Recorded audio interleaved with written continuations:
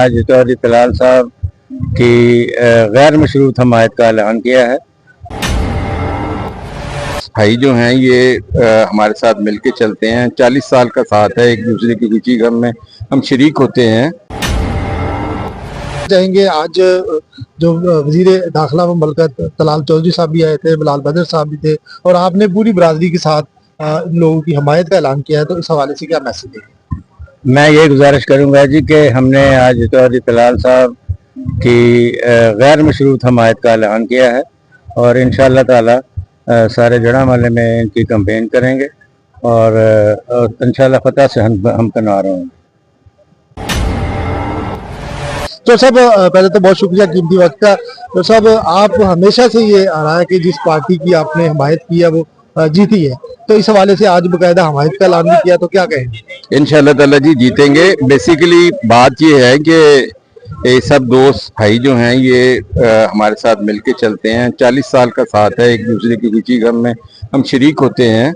और इस दफा क्योंकि हालात इस तरह के थे कि हमारे फील्ड मार्शल साहब जो जंग लड़ रहे हैं उसमें हम नहीं चाहते कि कोई हमारा इख्तिलाफ हो।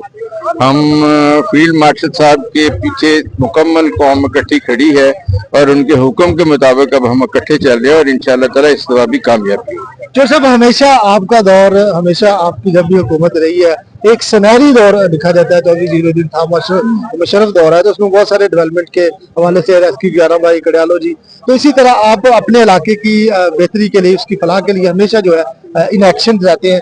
तो क्या समझते हैं कि इस वक्त जो सिचुएशन है जड़ावाला में इंतखाबी इलेक्शंस की, इस हवाले से इंडिपेंडेंट उम्मीदवार भी हैं और साथ पीपल पार्टी के भी लोग हैं, तो क्या देखते हैं इस टर्न आउट को कि कोई उम्मीद जाहिर हो रही है, कोई कंपटीशन नजर आ रहा है?